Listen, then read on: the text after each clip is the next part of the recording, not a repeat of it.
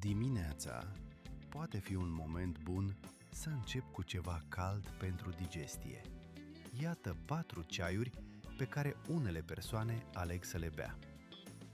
Ceaiul de fenicul este consumat frecvent pentru senzația de balonare și disconfort după masă. Ceaiul de roiniță.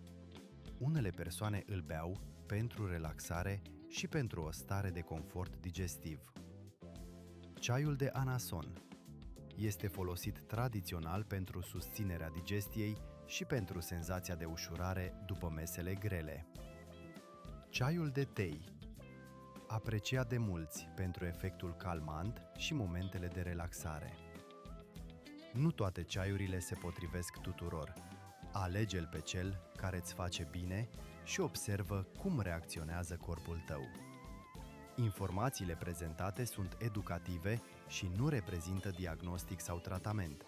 Pentru probleme persistente, discută cu un medic specialist.